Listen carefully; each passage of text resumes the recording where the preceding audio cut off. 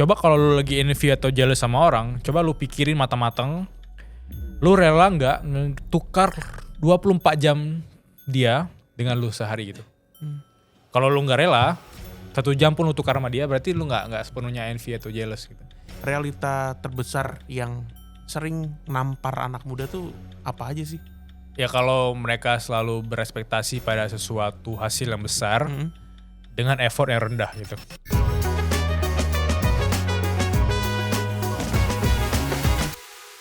Halo Sobat Invipop, balik lagi di Pop The Talk barengan gue Danu Riza. Dan kali ini kita sudah kedatangan Bilal Faranov.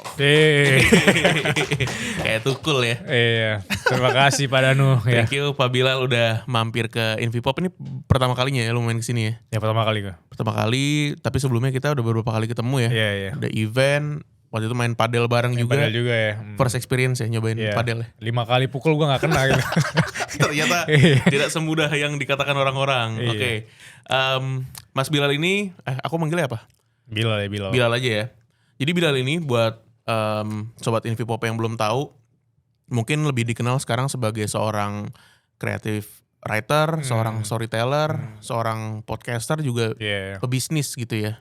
Nah, tapi mungkin belum banyak yang tahu kalau dulu lo tuh backgroundnya tuh sebenarnya bukan bisnis ya, kuliahnya di hubungan internasional. Hubungan internasional. Bener ya? Iya.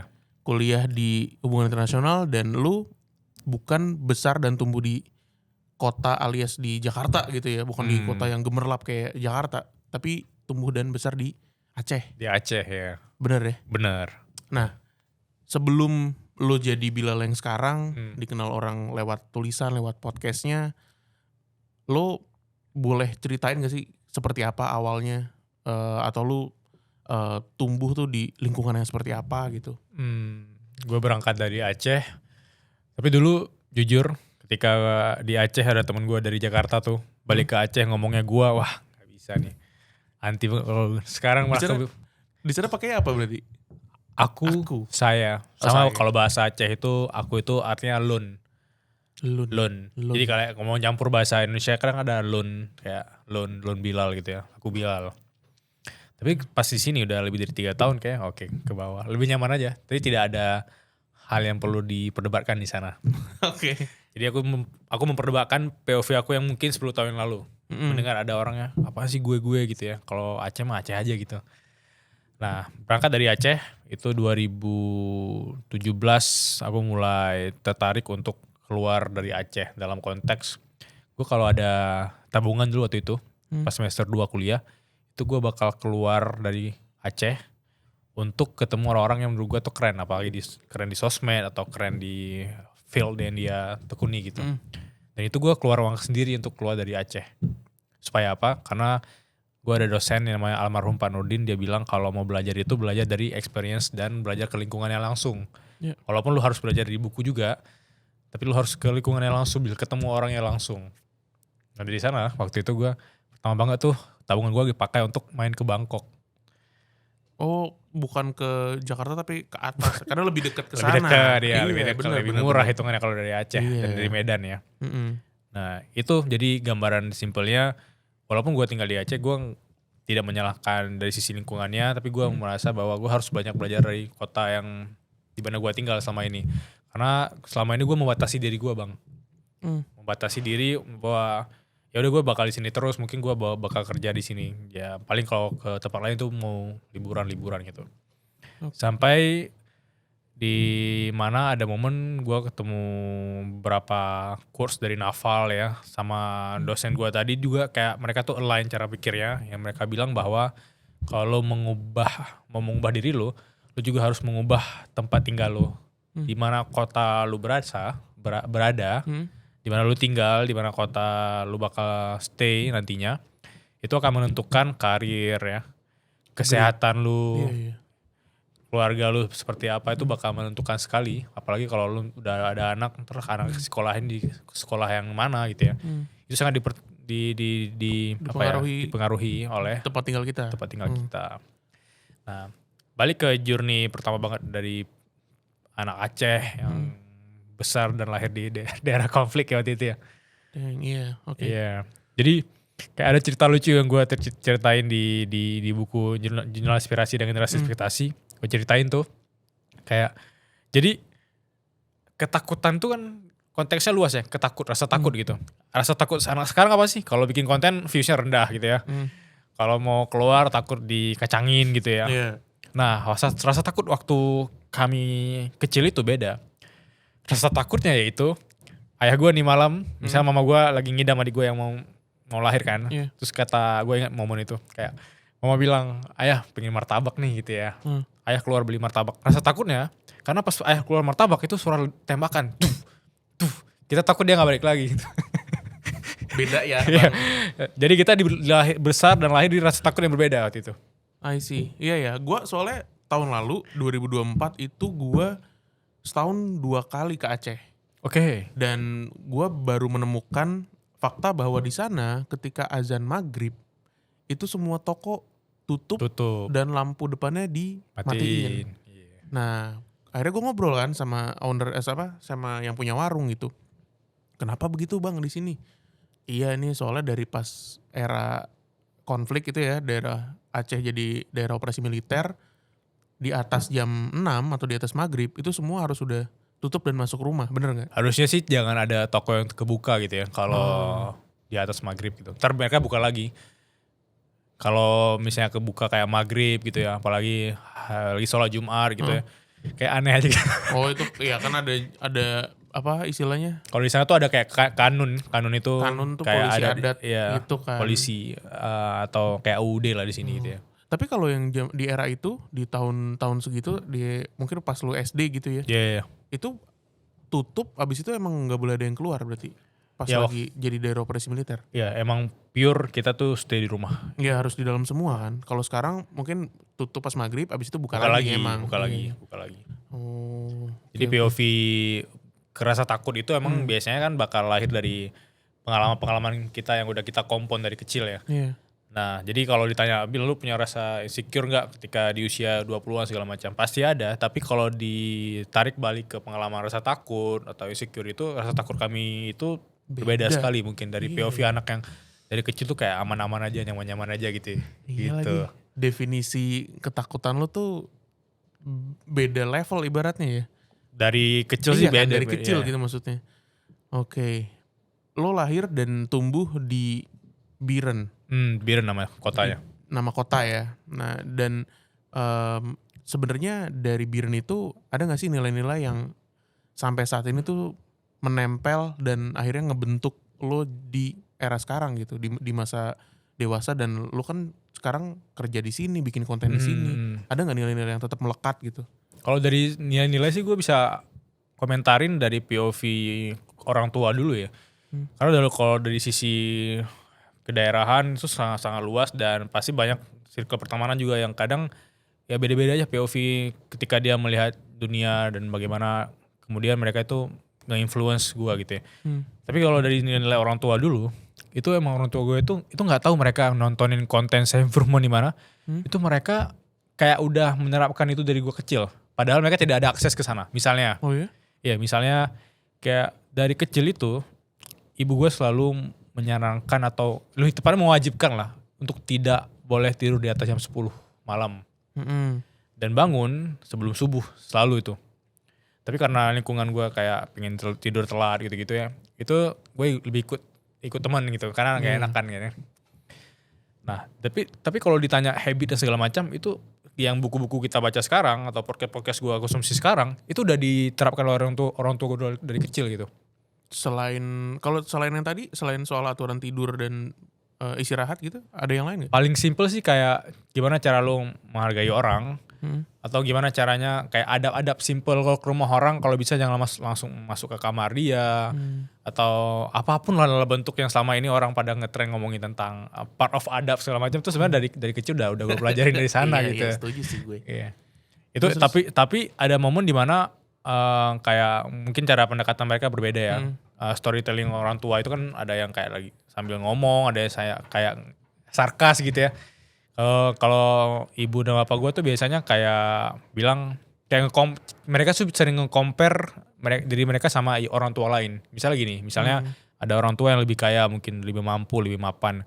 anaknya tuh suka kayak berkeliaran terus suka main ke rumah gue terus nggak sopan gitu. Terus gue bilang mungkin kita nggak kaya atau kita nggak semampu mereka. Tapi hal kayak gitu jangan diterapkan juga oleh Bilal ke rumah orang lain gitu-gitu. Jadi hal kecil itu sebenarnya justru gue pelajarin dari bawah, dari kecil gitu. Oke. Kalau ngomongin cara pandang gitu ya. Karena setahu gue kan ya orang-orang di sana memang cukup religius gitu dan gue nggak tahu mungkin ada hal-hal yang akhirnya lo lihat sekarang kok dulu dibilangnya hal kayak gini tuh nggak baik ya, nggak boleh ya, tapi ternyata oh enggak kok, emang beda ini aja nih, beda cara pandang gitu. Ada nggak hal-hal kayak gitu yang lo temuin? Dari sisi pertemanan kali ya.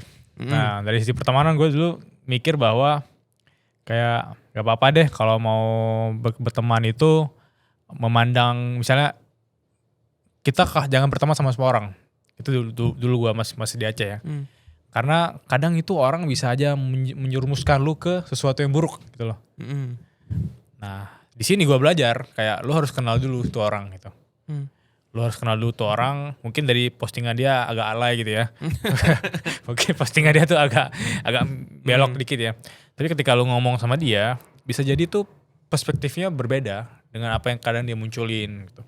Nah kalau dulu tuh ketika gue masih di sana, gue langsung membentengi diri untuk tidak ingin terinfluence oleh siapapun. Apalagi kalau di sana kan kayak sensitif banget ngomongin ajaran sesat, itu sangat-sangat sensitif. Even gak ajaran sesat deh, even ada pemikiran sedikit berbeda dari cara sholat aja tuh bisa panas di sana, bisa berdebat gitu. Nah kalau di sini gue biasanya kayak komunikasi dulu atau kenapa dia gini ya, kenapa dia gini. Nah itu gue pelajarin ketika mungkin udah di sini atau gue pelajarin ketika gue udah serius dengan baca buku gitu. Tapi ketika kalau ketemu si Bilal mungkin versi 15 tahun atau 10 tahun yang lalu, dia sangat diinfluence oleh orang-orang di sekitarnya, bukan dari sisi orang tuanya doang, tapi orang-orang dan pertemanan dia yang harus ngejudge dulu langsung dari covernya gitu. Dan itu gue pakai terus mindset itu. Setelah pikir-pikir itu bahaya sih. Itu emang membentengi gue dari berbagai opportunity sebenarnya. Iya, jadi orang yang judgmental akhirnya jadi malah jadi mental blocker. Mental blocker itu bahaya benar. Tadi lu bilang 2017 semester 2 ya, 2017. 2017 ya. Itu lo pertama kali keluar ke Bangkok gitu. Iya. Tapi ketika lulus kuliah langsung memutuskan untuk merantau kah atau gimana lo? Jadi 2019 sebelum Covid ya lebih tepatnya, atau transisi ketika Covid, gue sempat magang di sini Bang, Jakarta Post. Oh, jadi ini apa, video jurnalis? Ya, jadi kayak multimedia gitu. Jadi gue kayak kalau bisa dipikir sih sebenarnya ada sisi ego yang di sana, yaitu kan egonya anak-anak 20-an awal itu pengen terlihat keren gitu ya. Jadi pengen terlihat wah prestigious nih bisa kerja di company bahasa Inggris gitu ya. Nah gue masih ada ego kayak pengen terlihat keren itu di fase awal-awal 20-an itu. Jadi gue mikir kalau di Jakarta apa ya kalau ngomongin tentang media, oke nih kata temen kesana aja gitu. Ya udah gue apply, terus ada email diterima, ya udah magang. Dan gue bohong. Jadi gue bohongi orang tua gue waktu itu. Bilangnya? Bilangnya gue ditanggung dan dibayar oleh mereka. Oh. Padahal enggak. Enggak. Selama ini semua itu adalah bentuk investasi gue mau belajar kayak bilang di awal tadi itu. Terus. Ya udah jadi kayak aman kan, mama nggak usah kirim, nggak usah mah, aman, ini di cover sama pemerintah. bisa gitu ya. Biar bangga. Terus. Pemerintah Jakbar mungkin ya. Nah, terus ya udah, jadi apapun yang gue kayak invest jalan-jalan tadi itu semua supaya nggak terkesan ingin dibantu oleh orang tua, gue bilang ini di cover aman kok, berarti anaknya berprestasi. Padahal jadi kalau selalu pikir oh ya bodoh juga ya gue. Tapi itu cerita yang menarik ya sebenarnya untuk ceritain kayak gini. Nah ketika di Jakarta Post ya udah gue belajar 3 bulan 4 bulan Covid. Oh iya itu 2020. Transisi 19 ke 2020. 19 ke 2020 ya. Terus balik lagi ke Aceh gitu kan. Nah itu belum selesai kuliah tuh. Jadi semester berapa ya kalau nggak 6 ke 8 ya. Fase 6 ke 8 ya udah bikin skripsi dan lain-lain. Nah ketika lulus gue pengennya sih balik ke Jakarta dari POV masuk ke dunia kreatif. Tapi ngebangun dari nol gitu. Kayak sebenarnya susah ya. Sebenarnya tidak semudah itu. Tapi gue rasa ada kesempatan. Walaupun gue harus kerja dulu sama orang lain atau lebih tepatnya harus cari uang dulu atau cari kerjaan yang ada gajinya dulu untuk bisa ngebiayain target tadi atau goals tadi gitu ya. Seperti itu. Berarti emang dari awal cita-cita lu tuh pengen jadi creator atau apa? Enggak ada. Kalau ditanya cita-cita awal banget tuh, transisi dari SMP, SMA itu sebenarnya masih kepikiran tuh kayak jadi karyawan atau jadi orang yang berbakti untuk negeri ya. Oh. Konteksnya jadi ASN. ASN. Karena ayah gue juga PNS kan. Okay. Ya. Terus pas kuliah tuh lebih spesifik lagi ASN apa nih? Ya udah Kementerian Luar Negeri, pengen jadi diplomat waktu itu. Oh, sempat mau jadi, makanya ngambil HI. Sempat pengen jadi diplomat. Terus ketika teman-teman angkatan atau ada di kelas gue sekarang udah jadi diplomat, gue mikir bahwa ternyata itu keputusan yang kurang tepat, dan alhamdulillah sekarang adalah keputusan yang tepat. Gitu. Selama ini yang ngasilin uang, Bilal selama ini ngasilin uang dari dia SMA sampai kuliah itu dari mana sih uangnya? Kayaknya 90% dari dunia kreatif gitu. Iya. Terus gue pikir ya berarti ini berarti ini apa yang lo enjoy, apa yang bikin lo gak stres, apa yang bikin lo kayak ketemu si A, ketemu si B, ketemu orang keren. Itu ya karena kerjaan kreatif. Iya. Ya kenapa nggak lo masuk aja lebih detail, lebih dalam ke sini, belajar lebih dalam di sini gitu. Iya. Itu ternyata adalah rute yang udah disediakan ibaratnya ya. Iya, dan sangat blue ocean sekarang di Indonesia gitu ya. Dunia kreatif. Oke. Kan gua ngelihat ketika lo lagi internship di Jakarta Post ya. Di Jakarta Post jadi video jurnalis itu kan di balik layar ya. Iya. Berarti orang di balik layar gitu. Sedangkan sekarang perlu untuk lo harus ada di depan layar gitu. Ada ini gak sih semacam keraguan gitu. Karena yang gue dapetin dari banyak creator juga sebenarnya banyak dari mereka yang sebenarnya nggak nyaman gitu di muncul di depan layar gitu. Mungkin gue masih ada jejak digital ya. Jadi gue tadi belum ceritain fase gue udah ngonten sebenarnya udah lama banget. Oh iya? Ngonten itu dari 2016 sebenarnya. Dari masih kuliah. Pas awal kuliah ya. Iya, jadi sebenarnya transisi SMA ke kuliah itu masih Bikin apa waktu itu? Konten random aja, vlog. Vlog di Biren. Vlog di Biren. Ngevlog di Biren, ngevlog di Bangkok. Jadi kayak gak ada yang nonton sebenarnya kan. Gue kirim lah ke WhatsApp teman-teman gitu ya. Tolong share ke keluarga-keluarga kalian lah. Terserah di share atau enggak ya. Yang penting ini ada orang nih ngevlog di Biren nih gitu ya. Oh ya, lu udah itu ya. Udah gak tau malu sih. Iya. Oke, terus. Ya udah, terus 2018 itu gue berangkat studi ke Jepang kan. Dapat pertukaran pelajar ya. Exchange. Itu makin serius tuh kontennya tuh. Jadi waktu itu sempat bikin video reaction gitu. Oh iya? Tau gak sih kayak orang kebetulan dia lagi di luar negeri terus ada teman kampusnya disuruh nonton konten di Indonesia gitu kan. Kayak video reaction tuh kan kayak bikin orang Indonesia pengen nonton reaksi orang terhadap kita gitu ya. Biar kita punya punya image yang positif gitu ya. Gue bikin lah konten-konten reaction gitu. Sekarang udah gue arsipin. Kenapa? Karena kayak cringe aja gitu. Cringe banget sih. Jadi waktu itu, ini gak tahu ya kalau ada yang ingat teman-teman yang nonton ya. Jadi waktu itu gue dapat kayak 1 juta views pertama dalam waktu 2 hari. Itu karena video reaction di 2018. Lu tau gue nge-react apa? Konten sama Eli. Konten motor jatuh itu. Motor. Iya. Sama Marco. Iya, itu lagi rame tuh kan konten mereka kan. Terus teman-teman di kampus yang bule-bule itu gue suruh nonton. Ketawa mereka, gue paksa sih mereka. Ketawa ya gitu gue bilang. Atau kalau emang lucu ketawanya simple ke mereka kan. Gue bilang ketawa yang parah lah. Karena ini rame nih viewsnya. Bener. Gue coba-coba bener rame gitu. 1 juta views dalam 2 hari? 2 hari itu tuh. Gila. Karena mereka juga nge-up. Si Mael itu juga nge-up di Instagram dia. Kayak wah ada nih YouTuber Indo di Jepang gitu ya. Oh. Jadi kalau dipikir-pikir sih emang journey ngontennya itu dari journey cringe dulu. Lu harus dari cringe dulu kan. Iya gue setuju sih itu. Orang-orang yang lu lihat sekarang di layar kaca.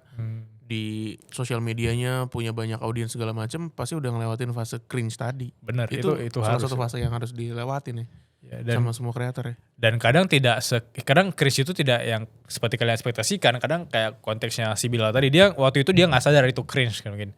Ya. Betul. Kalau dimajuin lagi ke 5 tahun ke depan, ketika dipikirin ya udah kalau arsipin aja lah kayak tadi. Karena secara value juga menurut gue tidak long lasting ya, gitu.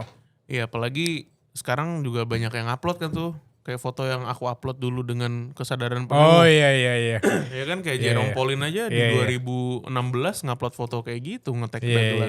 Iya benar. Sekarang kan ngeliatnya kayak dulu keren-keren aja ya. Dulu Iya. trending-trending aja kayak gini. Itu normal, itu season of life ya. Oke, nah ini kan gue baca ya, lo sering banget ngomong soal pentingnya kita tuh bisa melek realita dalam self growth atau pengembangan diri kita. Nah, sesuai sama tema yang kita angkat hari ini nih, maknanya melek realita tuh sebenarnya apa sih? Menurut realita, menurut gue konteksnya ketika lu selalu melihat sosial media itu sebagai acuan, bagaimana hidup itu harus berjalan ya.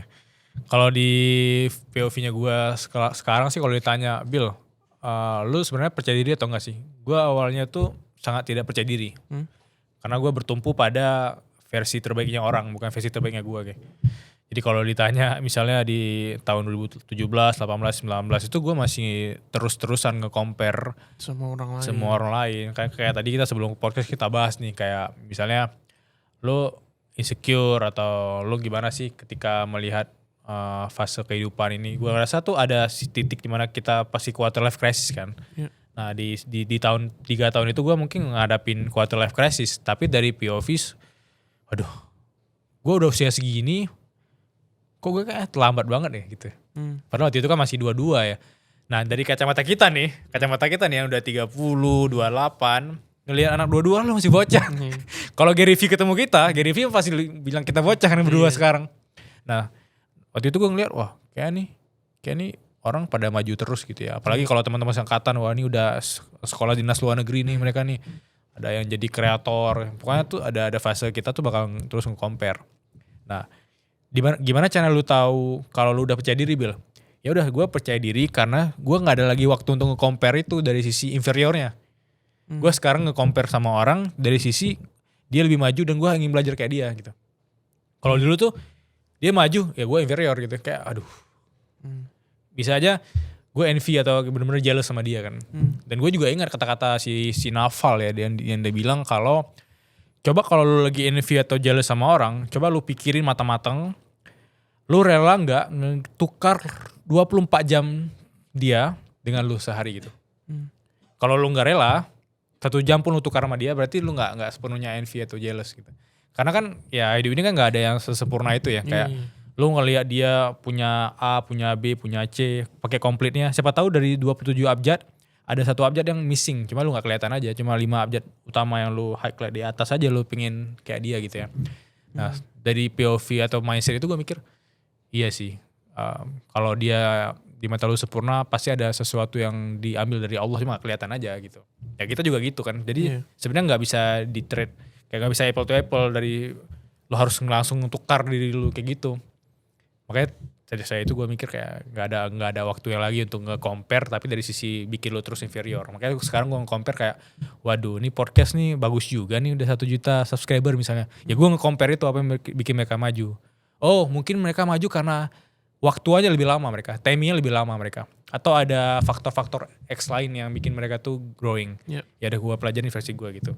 Itu sih yang bikin gue lebih confident sekarang dibandingkan versi yang di tahun gue quarter life crisis tadi gitu. Jadi balik ke kenapa realitas itu penting, karena ya present sekarang tuh harus lu lihat dari POV lu sekarang lagi di siapa. Mungkin lu lagi di fase si Bilal yang tadi 2017 tadi kan. Nah menuju ke 5 tahun ke depan tuh lu harus ngelewatin belokan-belokan atau rintangan apa dulu nih gitu. Karena tidak se-final itu. Karena dulu gue mikir gini Bang Danu, kayak gue mikir, wah nih gue di usia 27 nih harus sukses nih. Udah, ntar pas sukses next apa lagi kan? Gak kepikiran kan waktu itu. Kita cuma mikir udah sukses, ya udah sukses. Orang pada kagum sama lu gitu, atau lu kemana aja gampang gitu ya, punya uang gampang ABCD. Padahal kalau dipikirin lagi sebenarnya sukses itu kan lebih berat ya. Karena lu harus nge-maintain itu kan. Mempertahankan lebih susah gitu. Merebut. Karena orang lihat, wah nih si Danu nih udah punya A, udah punya B, punya C. Untuk mempunyai itu emang gak gampang.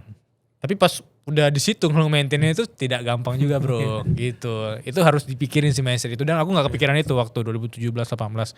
Karena aku pikir selalu kayak final, ya udah final doang. Karena gitu. belum sampai sana kan. Jadi mikirnya kayak ya udah kesana dulu deh yang penting. Ntar pas udah sampai situ baru deh mikirin nextnya gimana.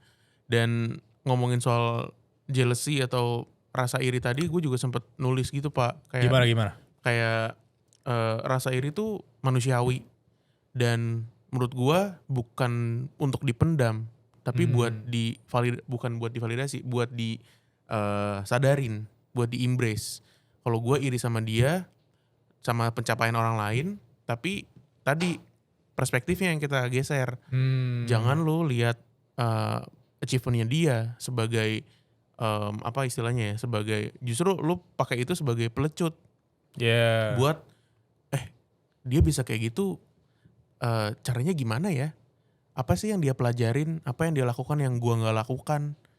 Kayak gitu. Jadi kayak rasa iri tadi itu menurut gua bisa jadi bahan bakar yang dahsyat gitu. Buat kita juga bisa maju gitu dalam progres hidup gitu ya konteksnya. Iya kan? Iya benar. Yang paling gue suka dari podcast kayak gini sih, kita tuh sebenarnya pede-pede aja ngomongin kita punya vulnerability di depan kamera kan.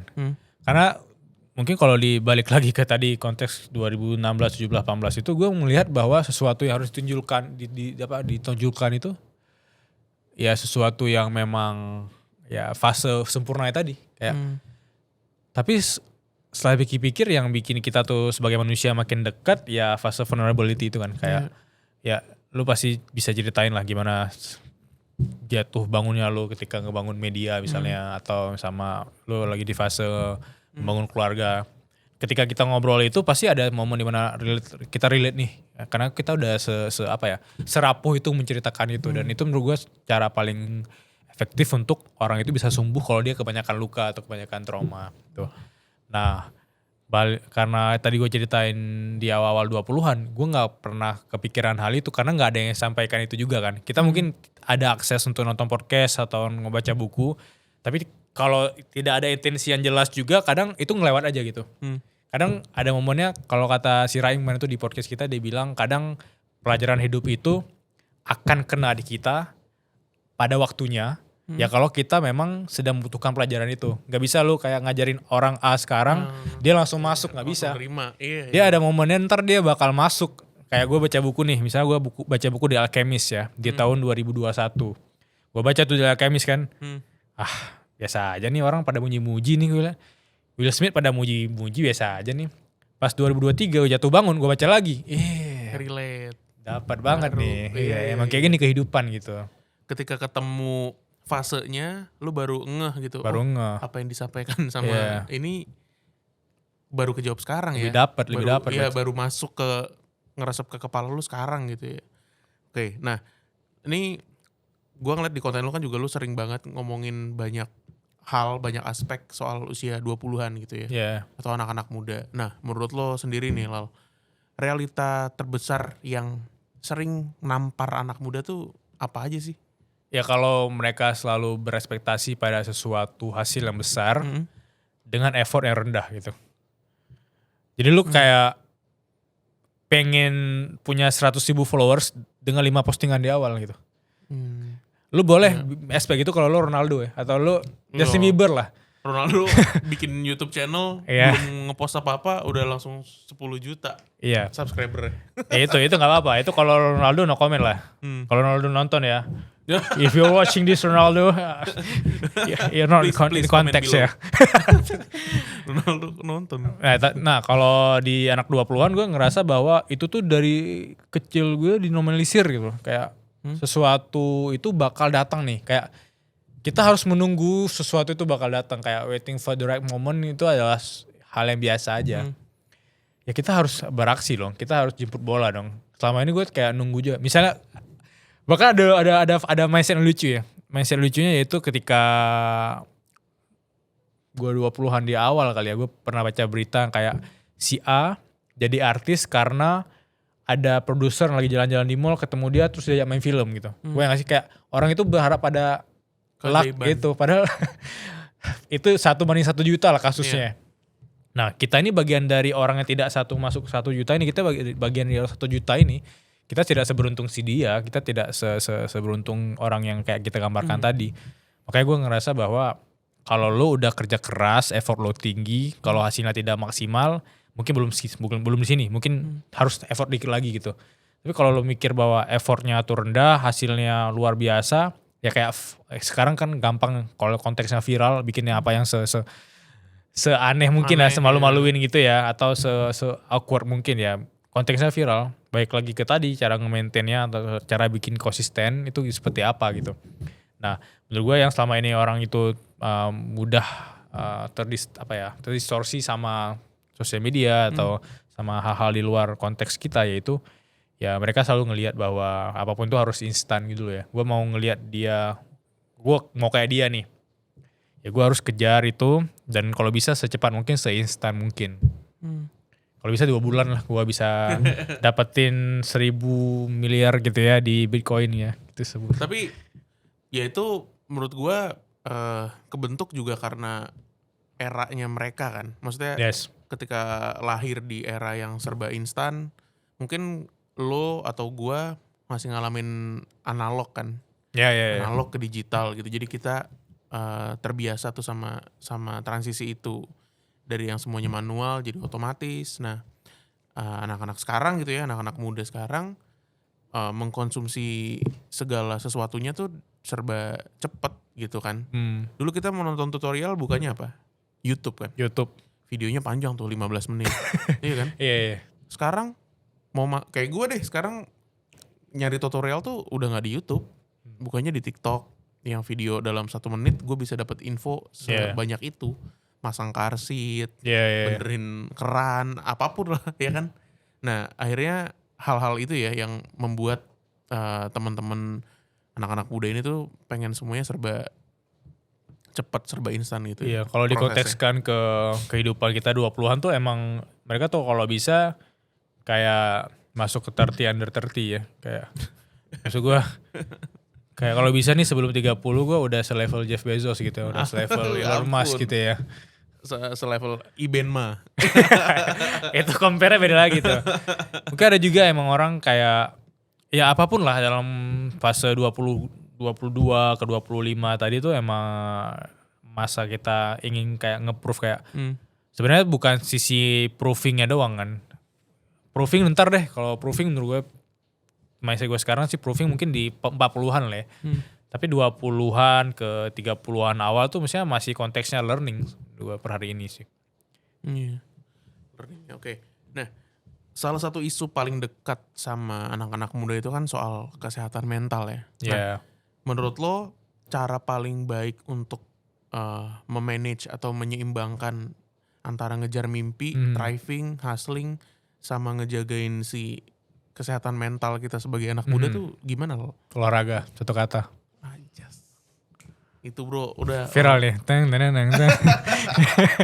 Olahraga ya. Masuk video-video orang olahraga. Oh iya. Yang ada apa cicak push up gitu ya. Iya video-video aneh. Olahraga sih, karena kayak mungkin gak relate ya bagi teman-teman yang mungkin ngerasa apaan olahraga, gak gitu juga Bil. Bagi aku tuh relate banget Bang. Aku sebenarnya kalau ditanya konsisten olahraga itu sebenarnya udah konsisten dari 2014. 14 berarti 11 tahun ya. Kenapa konsisten? Karena waktu itu kayak masih main bola, terus transit. Gue gak ada fase sebulan itu gak olahraga, gak ada. Jadi selalu ada fase olahraga. Kalau dipikir-pikir bukan dari dampaknya olahraga yang keras banget, kayak kuat banget, enggak. Kalau itu udah bagus badan gue. Tapi menurut gue masih dari 2014 sampai 2025, menurut gue size gue sama-sama aja dari dulu. Iya, gak makin gendut. Gak makin gendut, terus kayak gue ngerasa fitnya itu sama loh. Kayak kalau ketemu Bilal yang 10 tahun lalu, fitnya sampai sekarang tuh sama. Masih sama-sama aja, karena ya satu kata kunci di olahraga. Nah, kenapa olahraga itu bagus buat kesehatan mental, Bil? Karena menurut gue physical health dulu tuh, baru ngebantu lu mental health. Karena ada orang bilang bahwa aku kalau stres itu maunya lari, aku kalau stres atau lagi kepikiran apapun tuh maunya nge-gym gitu. Itu benar, itu efektif banget. Itu pelarian yang paling positif menurut gua. Kalau lo lagi stres atau lagi problem dengan mental health dan segala macam, masuk ke olahraga. Karena kalau kita lagi problem dengan mental health atau lagi stres segala macam, kita malah kayak rebahan atau tidak ada aktivitas fisik sedikit pun, ya itu makin hancur, makin parah gitu. Makanya kemarin gue baca data dari Psychologist Today, dia bilang bahwa di Indonesia itu mungkin 10 tahun lalu angka orang yang kena sakit jantung itu rata-rata di 48. Sekarang turun tuh ke 43. Oh iya? Iya, jadi sekarang rata-rata orang Indonesia yang kena sakit jantung tuh di range 43 tahun. Ya karena aktivitas-aktivitas fisik yang berkurang katanya. Sama kayak overthinking berlebihan, sama lingkungan juga yang makin menjorok misalnya ke sisi negatif dan lain. Itu berpengaruh juga terhadap rata-rata orang Indonesia itu sakit jantung gitu. Dan itu juga bakal pengaruh ke angka hidup harapan hidup Indonesia gitu seperti apa. Even ke makanan juga. Nah, tapi kalau dikonteskan simpelnya sekarang kan aktivitas olahraga itu makin banyak ya. Banyak, iya. Ya, orang bikin event juga olahraga kan udah rame sekarang kan. Ya. Itu menurut gue sih satu sisi positifnya. Tapi kalau ditanya sih ada TED Talks yang bilang, gue lupa siapa yang bilang sih, tapi gue ingat masih ada di core memory gue, dia bilang orang-orang yang fase-fase perang tahun 90-an, 80-an ke atas lagi tuh, ke mungkin tahun 1500, 1200 ya. Itu jarang banget mereka punya mental health Issues. Yes. Karena aktivitas fisik. Apalagi orang-orang di kampung tuh. Kalau orang-orang di daerah-daerah gue tuh banyak kan yang kayak umurnya 100 atau kayak di buku Ikigai tuh ada yang daerah Okinawa tuh. Karena mereka aktivitas fisik terus setiap hari. Konteksnya even jalan kaki dan lain segala macam. Oh. Itu emang sangat berpengaruh dari sisi mindsetnya juga. Karena kalau kita di dunia kreatif nih, di dunia kreatif yang paling dibutuhkan untuk mood kita positif, kita semakin kreatif gitu ya. Terus kita juga energi bagus ya olahraga kan. Olahraga, ya. Jadi sebenarnya satu kata kunci walaupun gue bukan expert di bagian itu, gue ngerasa bahwa kayak 10 tahun terakhir yang tidak akan pernah gue lepaskan, even harus bayar mahal ya si olahraga ini gitu. Dan itu sangat berpengaruh pada kesehatan mental gue.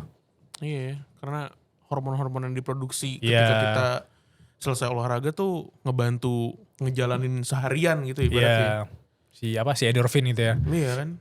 Bang Bilal, lo kan juga seorang content creator gitu ya, dan kita sama-sama tahu kalau dalam apa yang kita posting itu semua adalah hasil kurasi yang ketat.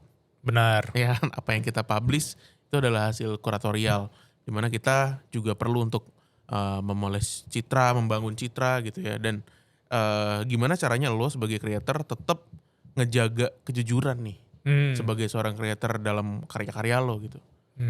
Oke, itu pertanyaan bagus banget sih, karena kalau ditanya gue konsisten konten dari sisi kejujuran itu sebenarnya dari 2016 tadi itu udah pure, gue tidak pernah nge-fake gitu ya, atau lebih tepatnya tidak pernah berusaha untuk menjadi orang lain gitu.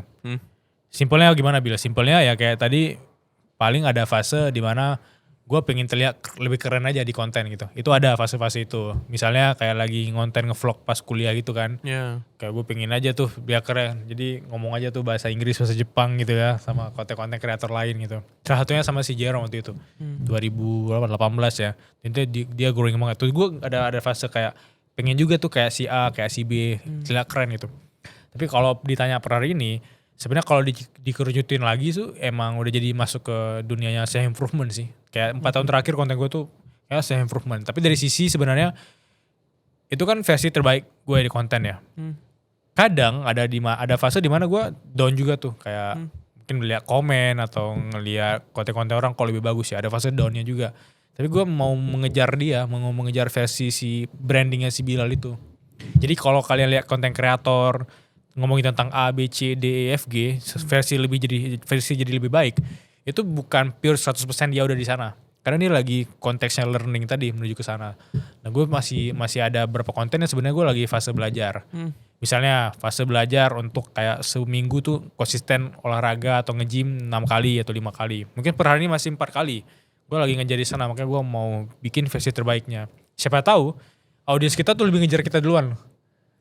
Itu menurut gue POV kreator, beda sama POV orang expert gitu ya. Makanya per hari ini gue selalu bikin konten-konten simple yang ya jujur, sama konten yang mungkin 5 tahun lagi ketika gue ketemu tuh konten gak gue arsipin kayak yang tadi. Gak ada perubahan value. Gak ada perubahan value, benar. Mungkin ada sisi perubahannya tapi masih ke arah makin bagus dong, makin positif bagus. gitu. Oke. Berarti udah berapa lama ya lo jadi creator tuh? 9 tahun kali ya. 9 tahunan ya. Iya. Dan dari berbagai niche kali ya. Iya, dan akhirnya fokus ke self improvement itu dalam 4 tahun terakhir 4 tahun 5 tahun terakhir gitu. Pas Covid lebih tepatnya. Oke, berarti ini tahun ke-5 berarti ya. Tadi lo sempat bilang ada hate comment gitu. Itu dalam konten-konten self improvement ada ya? Ada, pasti comment? Ada. Itu pasti ada. Kayak yang lu ingat aja deh. Gua ingat sih ada jual ludah gitu ya, bacot gitu atau paling simple. Itu mah pasti dia ya, di kehidupan nyata nggak gitu atau motivator gitu. Satu kata yang paling kadang orang malas dengar tuh sebenarnya motivator ya. Atau kenapa? Karena mungkin di bridging dari POV motivator itu cuma memotivate orang sedangkan dia sebenarnya lagi di fase rendah-rendahnya gitu ya. Makanya gue ngerasa bahwa sebenarnya awal-awal tuh mungkin awal-awal gue masih 21 tahun, 22 tahun ketika ada hate comment, even di YouTube itu baper tuh. Oh iya? Ya itu sempat baper. Kayak maksudnya bapernya bukan larut-larut gitu kayak baper, wah ini siapa ya kalau ketemu di jalan nih, gue ajak ngobrol nih gitu. Nah, ajak ngobrol, ajak podcast ya, walaupun belum ada podcast waktu itu. Kasih salam olahraga. Terus 2000 apa ya, mungkin di fase-fase 2020 awal ketika fase-fase Covid itu gue ngerasa bahwa banyak hal yang gue pelajarin dari hate comment. Karena gini, kayak Mananu pasti pernah kepikiran hal yang ini, kayak misalnya kita mau nge-gym tuh, ada orang yang badannya bagus gitu ya. Terus ada orang yang datang tuh badannya, sorry for saying, masih obes ya, terus kayak ketemu orang yang bagus badan tadi, dia dulu bekas orang obes juga. Dia mungkin gak ngejudge bahwa, elah lu lemes lo, gak mungkin. Nah begitu juga di konten gitu. Kadang orang-orang yang komen itu, kadang gak tahu journey untuk lu hadapin sekarang tuh gak paham. Gak mungkin kan orang, misalnya gini, podcast ini gak mungkin di hate comment sama podcaster lain yang sudah ngelewati fase itu gitu.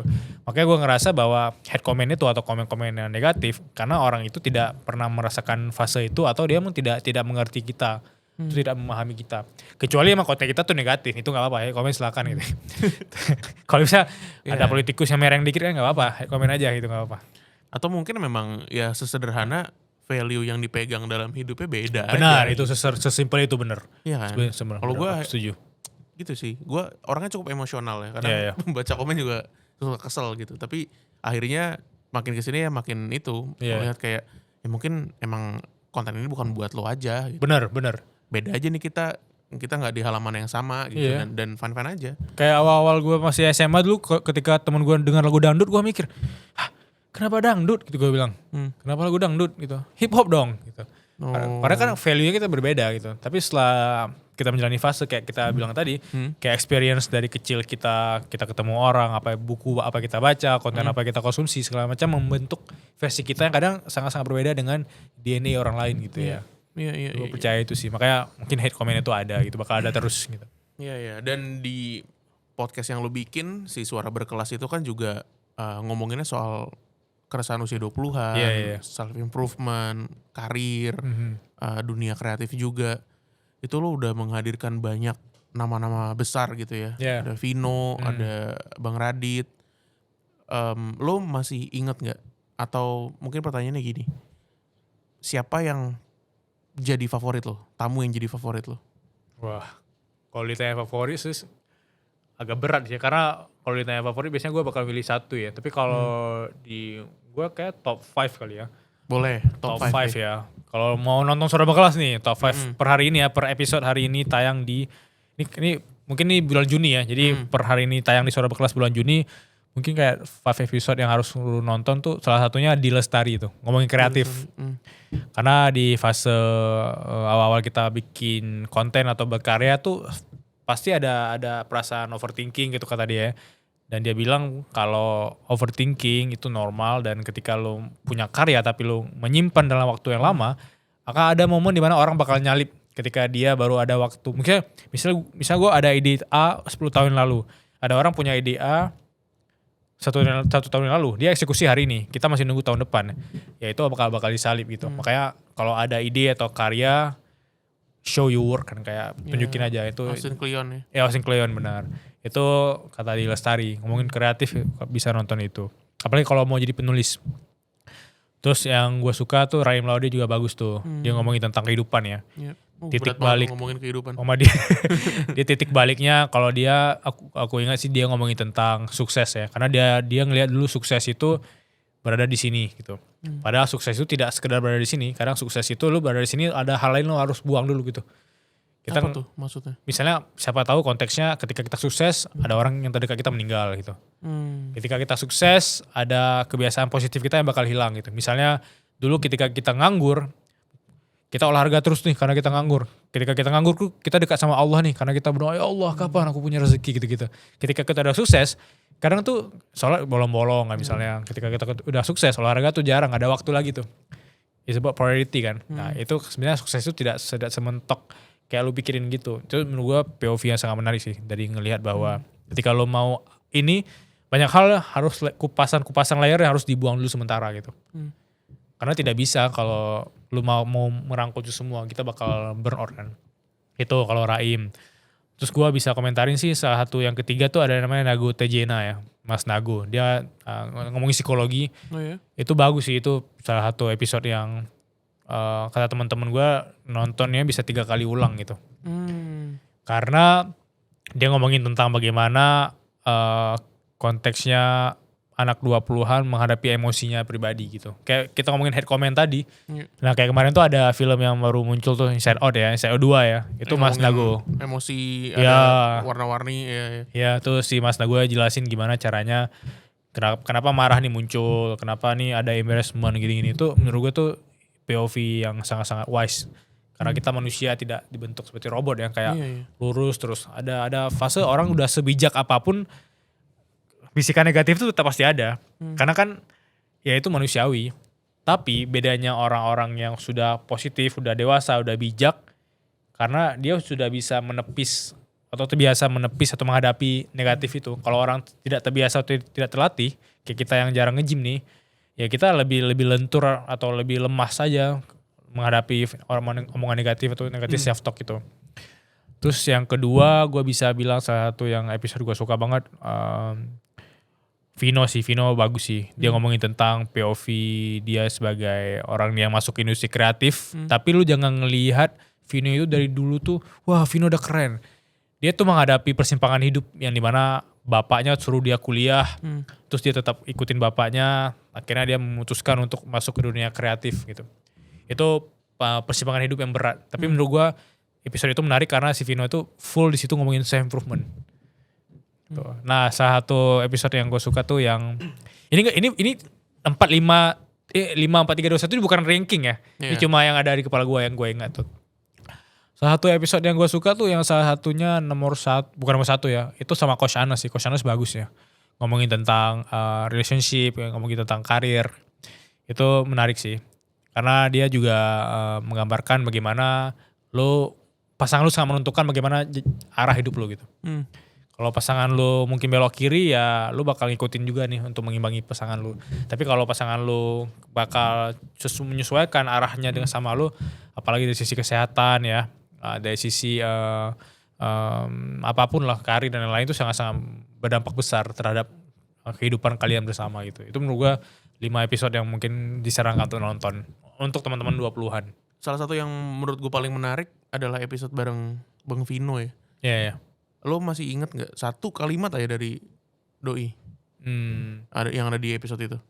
Satu kalimat yang gue ingat dia bilang, kalau lo udah terkenal, kalau lo udah sukses, pastikan ketika ada orang minta foto sama lo ladenin dia. Karena lo tidak pernah tahu seberapa effort dia untuk bisa ingin berfoto sama lo. Ketika misalnya kayak premier kan gitu, banyak orang minta foto ya. Secapek-capek lu, selelah lu ya itu namanya premier. Kadang ada orang yang mungkin harus bayar tiket mahal, harus jauh-jauh dari kota sebelah gitu ya, harus ke sana untuk memanfaatkan momen itu gitu. Dan itu adalah resiko. Mungkin bagi sebagian orang resiko ujian harus terkenal gitu, tapi menurut dia tuh semua itu sebenarnya privilege yang gak semua orang dapat, dan itu gak selamanya. Karena dia bilang kan ada setiap orang ada masanya, setiap masa ada orangnya. Itu salah satu kalimat yang gue ingat dari Vino sih. Oke.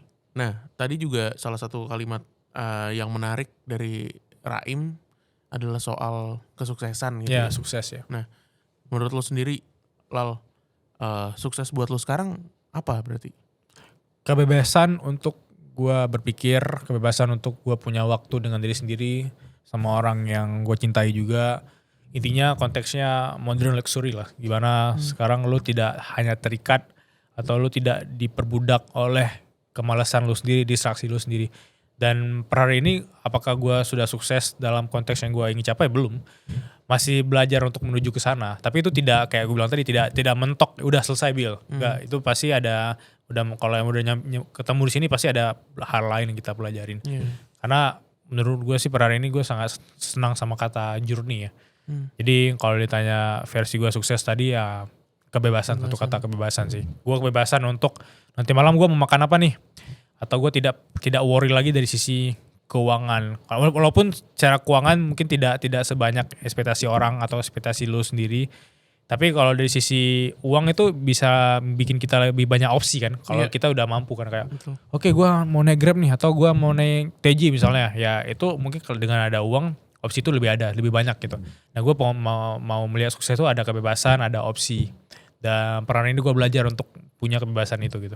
Ya, setuju sih gue. Dan apa ya, bukan sesuatu yang absolut dan selesai gitu. Iya bener. Kayak akan terus selama kita hidup gitu, sama kayak belajar. Yeah. Ada lagi yang mau lu tambahin? Mungkin promo apa upcoming setelah ini dari Bilal Faranov, bikin apa lagi? Oh, mungkin gue bakal nulis buku ketiga sih. Buku ketiga.